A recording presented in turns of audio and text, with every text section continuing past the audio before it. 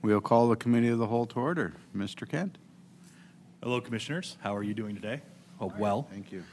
I have the pleasure to report my office's performance from last year.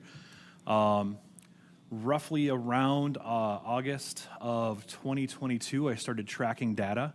And then as we went through 2023, we started tracking data a little bit better. And that data has resulted in some numbers I'm going to talk about today.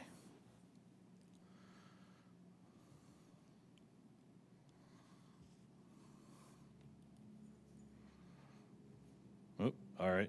The arrow keys are not working. Wrong keyboard.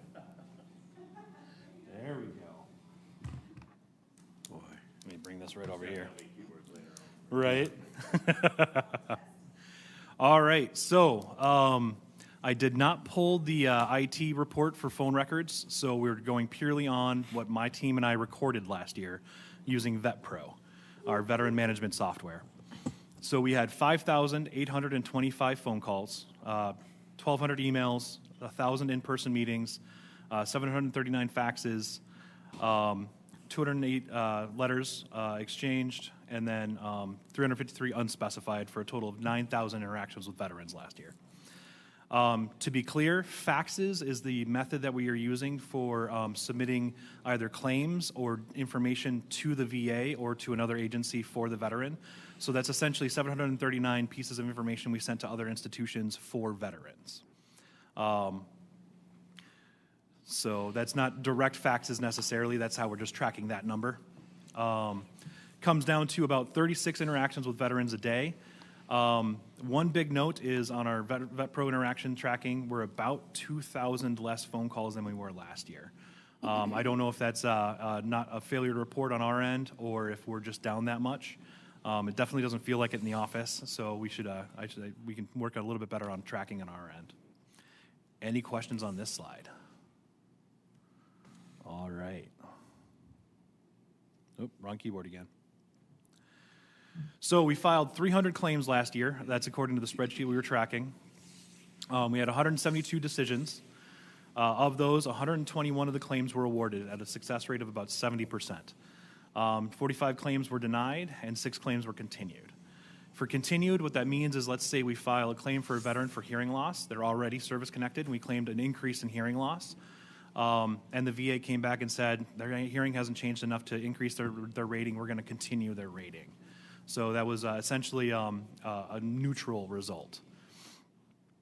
For our 45 claims denied, for some of those, we did file appeals, either in the form of a supplemental claim or a higher level review. And I was not tracking until Commissioner Flanders and I had a conversation, and Commissioner Boettcher and I had a conversation about tracking what claims between initial claims and then appeals and differentiating on those successes and failures. So we were not tracking on that. We are going to begin tracking on that for 2024, so I'll have those numbers for next year for you. So in awards, we brought in about $141,829.79 about in monthly awards. That is how much per month the veteran takes in from their disability rating. That can range anywhere from $161 or $67 at 10% to about $3,700 a month for a 100% disabled veteran. And multiplying that by 12, that's $1.7 million new annually into the Goodhue County at an average of about $1,800 per month for veterans. Since we last report, we began tracking the Appeals Modernization Act claims, supplemental claims, appeals, and higher level reviews. Supplemental claim is essentially the veteran's claim was previously denied, and we're introducing new evidence. So the veteran went to the doctor and got a diagnosis, or they started reporting to the doctor about their symptoms to build that evidence, and we're resubmitting to that claim with that new evidence to show that, hey, no, actually this veteran is experiencing this. A higher level review, I'm going to skip over appeal. Higher level review is going, hey, a mistake was made on this claim, and we're appealing to that regional office for a higher level rater to take a look at that and go and either agree or disagree that we found an error. The VA, as you can imagine, has a very structured way of going through a claim, and sometimes they can skip their own step or not take their own step, and that can disadvantage a veteran's claim, and so we want to make sure that their claim is getting the proper process. And then, of course, there's the appeal, which goes to the Veterans Board of Appeals to a judge, in which we argue our case based on Code of Federal Regulations or federal law. So we'll be tracking those and what our successes and failure rates are on those. I can tell you that for the most part, I have avoided appeals to the Board of Veteran Affairs. Those claims can take a minimum of 1 year just to get in front of a judge. They can take upwards of 5 to 7 years to get in front of a judge. So we're trying to avoid those as much as possible because a supplemental claim or higher level review can get decided in 6 months rather than taking a year just to get to a judge to have a decision then made after that. So I'm trying to make sure that my veterans are getting their decisions a little more quickly. So we're going to begin tracking those. And then we're also going to start tracking veteran service officers. So what claims I am filing, what claims Phil is filing. Andrea is, of course, not filing claims at this time. What their award dates are, so we can better track when they got their award. And then we're going to start tracking one-time payments. We had some spectacular one-time payments. I'm going to give my ACVSO some kudos. Phil found a clear, unmistakable error made around the 2011-2012 timeline for the surviving spouse of a veteran. And was able to point that out to the VA, and that individual was awarded $160,000 in back pay. So those are kind of the feel-good moments in the office where it really motivates us to continue what we're doing. Any questions here? That was a lot of information. I have a question. Do you decide that you want to initiate the claim, or does the veteran, have they made that decision and then they come to you for help? They've made that decision and they come to me for help. Okay. And then from there, we have a couple of different options. Two. We can file in what's called an intent to file, which bookmarks the date for the VA. I see. And then we have 365 days to submit a claim to maintain that date. And that's what we'd like to do is as soon as a veteran comes to talk to us, let's get that intent to file in so we can start building that evidence for that veteran's claim.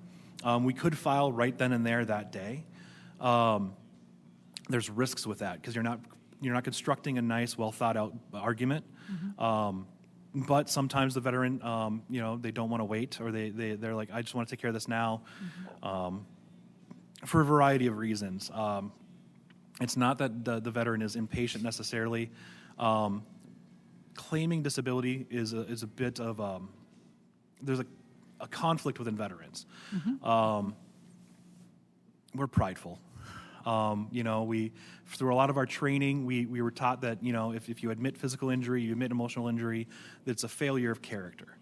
And so coming to me is a sense of weakness, and the veterans don't like feeling that, and I absolutely respect that. So they want to file the claim now. Let's just get it done. If I get denied, that'll make me feel relieved because that means my concerns aren't warranted, when in fact they probably are. Or we can file that intent to file and build that evidence out, and that ability to build that evidence out really allows us to do that. An example for you, I've got 3 veterans that were at Fort McClellan, Alabama. You may not know that name, and they were all talking about how Agent Orange was being sprayed on the base, how it was a chemical warfare training center, and there were some other things that had happened on Fort McClellan. And I had filed an intent to file with all 3 of those veterans. And just last week, I was able to find, buried in the middle of nowhere, another report on a law firm had gone to the Missouri National Records Archive, pulled the physical records for McClellan, and had gone through them and found the records of them spraying Agent White, which is a brother chemical of Agent Orange, along with other pesticides, PCBs, and some other things on the base. And I was able to then add that to their case, and now we can start filing that. Whereas if we had filed that day, we'd have left to find that information to the VA, and it would not have been found. So it's that intent to file and that building of that case that really allows us to dig for that information. And my follow-up question is, with the appeal, is that a decision also made by the veteran, or is that a decision, and if you felt they had no case, you would still file the appeal, even because the veteran wanted you to? I mean, I'm not suggesting one is right or wrong, I'm just asking how it works. That is the decision of the veteran. Okay. I always have that conversation with them and go, hey, is it okay if we file this appeal? Oftentimes, if a veteran's case is not substantive and we need more information, we can't file a supplemental until we have new and relevant evidence. I see. And so I let the veteran know, like, hey, we need to find that new and relevant evidence, and put that work on the veteran side if we don't have enough substance. I do the best I can to not decide whether a veteran's claim is legitimate or not, because it's not a decision I can make. That's a path I could go down that I try to avoid. So, Do you feel that the Veterans Administration wants to deny first and put the weight back on the veteran and the veteran service officer to actually, they may have the answer at the veteran because somebody else filed it that way, but they want you to bring it in before they actually approve? so that's a tough one. The appearance of the VA can sometimes come across like that they developed to deny. I can assure you by having conversations with the people who work there, where I see a mistake or something like that, and I'll message them on the VA side teams, and I go, "Hey, did this mistake happen?" And they're like, "Oh, thank you for catching that." The motivation of the individual employees is definitely not to develop to deny. They want to find whatever reason they can to say yes. But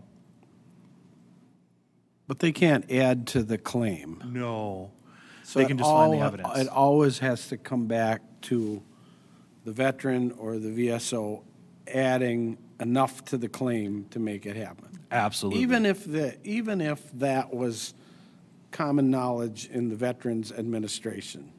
Yes. That's the part that really kind of frustrates me, is either you're smart enough to get there, or we're going to just deny it. That's the part that bothers me about, we want to take care of veterans, but you I have hear to ya. be smart enough to advocate for yourself. Otherwise, we're not going to help you one bit. And I would say frustrates that me. that's definitely in the structure of how the VA works in that long process. The individuals, for example, I had a spouse we had filed a DIC pension for, and the veteran had been in Vietnam. And I had submitted evidence with the veteran's record, and I'd highlighted RVN service in that record and submitted it. And I was just checking on it one day, and I saw that they were preparing to deny because of no Vietnam service. And I called the PAO, the public affairs officer at the Philadelphia VA regional office, and I was like, "Hey, it's right there." and one of them got a hold of me a couple weeks later and said, "Hey, we found it. We changed the decision." And so that was a failure to follow that structure, and it can be Byzantine, to say the least. So, any other questions? Nope, again, wrong keyboard. There we go. So we've got outreach going now. With Phil and Andrea in the office, I've been able to get out of the office, and we've started our outreach process. Every first Monday, I'll be at the VFW Lake City from about 2 to 5 p.m. Every second Monday, the American Legion in Pine Island. And I forgot to throw times on the slide. All of these are roughly from about 2 p.m. to 5 p.m. Every fourth Tuesday, I'll be in Cannon Falls, and every fourth Tuesday, Phil will be at the VFW in Kenyon. And then every fourth Thursday, one or the other of us will be at the VFW in Zumbrota. Some of these we've had some really great success at. My Cannon Falls days and the Zumbrota days are full. We're still working on getting some participation, some veterans in for the Kenyon and Pine Island stuff.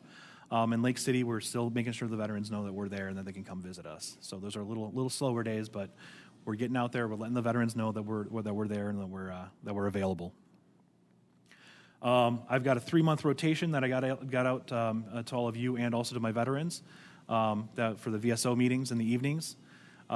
We have organized our remote office hours to be on the same day as those meetings. So every first Monday, I'll be at the VFW Lake City from 2 to 5 p.m., and then their meeting is going to be at 7 p.m. So we're trying to encourage the veterans to stick around for those meetings and encourage participation for those. So it's kind of a they're helping us out and we're helping them out to encourage the participation. I've had the opportunity to meet with a variety of county resources over the last year. Three Rivers, the MDVA teams, which there are many. I was able to meet with court services. Phil and I were both able to go to Veterans Day services and Memorial Day services. The county, the Cannon Falls Veterans Memorial. We're making it to some other more local, or not local, but virtual meetings for the food access. I actually had the Excel power plant reach out to me because they want to hire vets for their security team. So I got the Minnesota Deed folks out there, and we had a nice meeting to walk around the premises and talk about what that job looks like to try and get veterans employed out there. The Mon Funeral Home and I have been doing presentations on veterans benefits for death benefits and burial benefits. And then, of course, the Red Wing Beyond the Yellow Ribbon, Hiawatha Valley. So a lot of those that outreach has resulted in these outstanding numbers. There's very few of them, but they're fantastic. In the last year, we've gotten 8 homeless veterans housed. And at this time, to the best of my knowledge, we have 0 homeless veterans in the county. None have reached out to me. No one's told me about them. We're doing great. And we currently have 3 veterans who are in treatment. Again, with homelessness comes usually an interlaced situation with mental health and substance abuse. And so we've got 3 veterans in treatment who are housed, 8 veterans housed total, and 0 at this time. I could not, honestly, I can't even say I did this. This is a team effort. I meant to throw on the right-hand side of the slide all the groups that I work with. I have to give kudos to Beyond the Yellow Ribbon, Hiawatha Valley. Last year, they spent something around the lines of $20,000 housing veterans in hotels. So while we worked with them, we kept them off the streets by housing them in hotels. We couldn't have done that without the Minnesota Department of Veteran Affairs Homeless Veteran Registry and the Minnesota's VTEMP program, where they refund or help that give money back to homeless resources that pay for those hotel rooms. So Hiawatha Valley, Beyond the Yellow Ribbon, was able to pay for that hotel, tell the Minnesota Department of Veteran Affairs, which then gave them that money back, which turned into this cycle of being able to keep the veteran housed, keep Beyond the Yellow Ribbon funded, and then keep the veterans off the street, in which case we were able to begin addressing, what's making them homeless, finding them housing, and addressing that. MACV has been fantastic, Minnesota Assistance Council for Veterans. They housed a couple of my veterans and helped them out in some really tough situations. The Red Wing Committee on Homelessness and Beth Breeden has been fantastic at finding veterans and telling me about them, and then getting us in touch with each other. Hope and Harbor has also been a great housing resource for making sure the veterans are off the street and have a warm place to sleep. Three Rivers has been able to help me out and help a couple veterans out with preventing homelessness, especially getting some back rent paid and that kind of thing. The VA social workers have been fantastic. Hope Coalition has been fantastic. All of these resources have been able to come together and work together with each other as well as myself in getting these veterans housed and getting some of the what's causing that housing addressed. So I could not have done it without them, and honestly, I can't even say I did this. It's purely a team effort. So, any questions with that?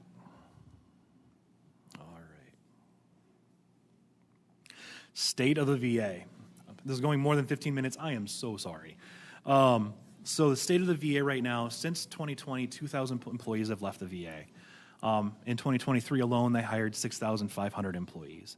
And this is on the veterans benefits side. So you have the VA healthcare side and the VA veterans benefits side. Veterans benefits is what addresses the compensation and pension and disability ratings. They've been on mandatory overtime for 6 years. And what's happening is a VSR, or Veteran Service Representative, is the person who takes the claim in at the VA that I send in, and they begin processing, going through that Byzantine process of how to handle it. And they have to get so many points a day. The problem is they get the same amount of points for the same task, whether that task takes an hour or that task takes 4 hours, and they could only get a quarter point for that task. So there's a lot of stress on trying to get the points while also trying to do a good job. The thing is if they don't make points, they get a ding, and they get so many dings in a quarter, they get a negative review, they don't get a promotion, they may get fired. So the points is more important than the quality. An example for you is I could send in a veteran's health record, and it could have 100 pages, and they get a quarter point for going through the health records. Or I could send in 1,000 pages or 5,000 pages of medical records. They'd still only get a quarter point for going through those 5,000 pages. They're going to only invest the same amount of time in both of those. And that I may need that 5,000 pages of evidence to show that that veteran has continuity from service to now. So that's where that flaw is coming in, is where they're not processing or looking at things completely because they're only looking at how many points they get. When it comes to quality, there is not a check on that. They're not getting dinged on the quality, just the number of points. So that's where we're kind of coming into problems where veterans are getting denied because their claim was not fully looked at. It was not given the full scrutiny it should have been given. One of the news articles I was looking at on this, a VSR who quit their job stated it's easier to find reasons to deny a claim than to do the work. So they're under that stress level. And since the PACT Act was passed in August 10th of 2022, about 1 million claims are filed just on PACT Act alone. So they're overworked. There's a lot of stress. They're not getting points for the work that they're doing. I've been talking to my veteran service organizations at the meetings I've been attending because I want to get a hold of our congressmen and encourage them to pass something or do something on this. I'm still working on that, and I'll be in touch with all of you about what I'd like to present to the congressmen and senators about how to change that process. I can't say I'm going to have the best idea. I know that this is on other CVSO's plates, but I wanted to make sure that you guys knew that this is on my radar, and that I'm going to be trying to present some solutions to the VA and to our federal legislators on it. Any questions on that information? Yeah, hit me. You are talking about the federal on this, right? Not the state? Yes, federal. Okay. Yep. The Minnesota Department of Veteran Affairs has been doing a fantastic job. Yep.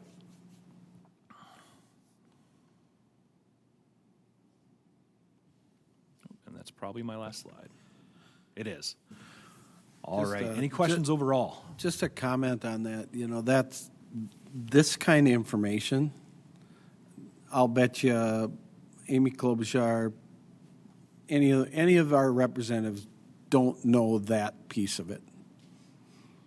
That's the important part, is to be able to bring it back to, this is where we're seeing the problems. Yep. And this stuff is just critical. I mean, I'm working on a letter right now to send out to all of them. yeah, it's just like, come talk to us. We'll tell you. We'll show you how that impacts a veteran here.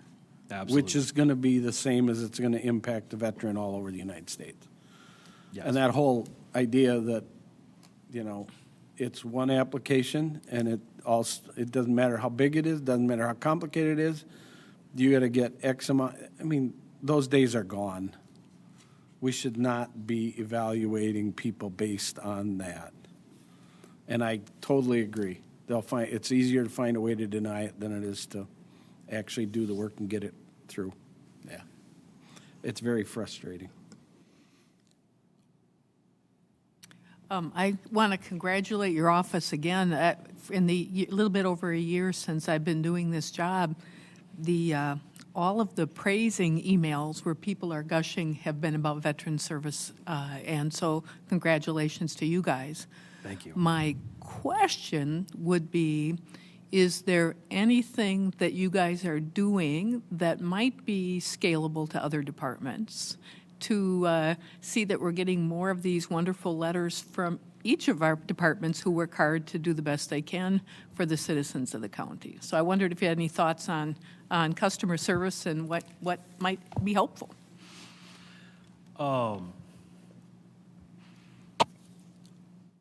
In the hiring process and looking for folks who are who wanted to take on the ACVSO and AA position, I really wanted to focus on people who wanted to help veterans, who were motivated to help veterans, who had good customer service skills. We have a passion for what we do, and it's that passion that shows through. Phil wouldn't have been able to do what he did, if he didn't have a passion to go look at the decision that was made back in 2011, 2012, for that spouse, that surviving spouse of a veteran who, for a decade, thought she didn't deserve any benefits. And we celebrate in our office. We celebrate when that happens. Like even when he found the information, we weren't even sure it was going to work, but when he found it, I congratulated him. And when Andrea finds a piece of information that Phil or I missed, we congratulate them. And there's a degree of celebration of that. Oh, you found a mistake? Good job. Thank you for finding that. And gratitude for, like, if I miss something and one of them catches it, saying thank you for catching my mistake. And we don't hold it over each other's heads. We're actually, I learned this actually from the VFW office, the claims office, John Gone's team. Lynette and his team once sent me an email when I thanked her for finding a mistake I made. And the phrase was, claims work is teamwork. And, you can't just be one person, and you can't be your ego. It has to be the team, the culture around that team succeeding or failing. When a claim is denied that Phil filed, both of us are like, crap, all right, how do we approach this? How do we, where did we go wrong? Or is this a legitimate denial? Mm-hmm. We look at it as a team rather than an individual success or failure.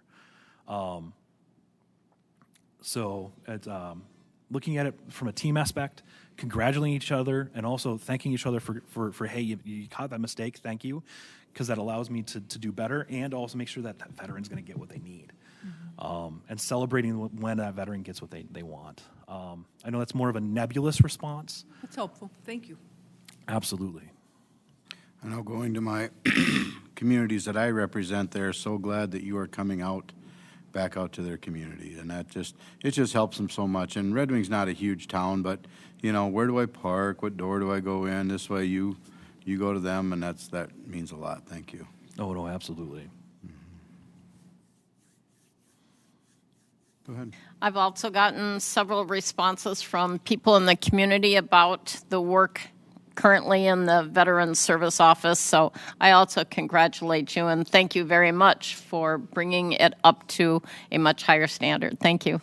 Absolutely. Absolutely. Well, I look forward to our numbers next year. We'll see if we were able to maintain that level of pace that we've been able to hit, and we'll see what happens. All right. Well, thank you a lot, Justin. We sure appreciate it. Thank all of you.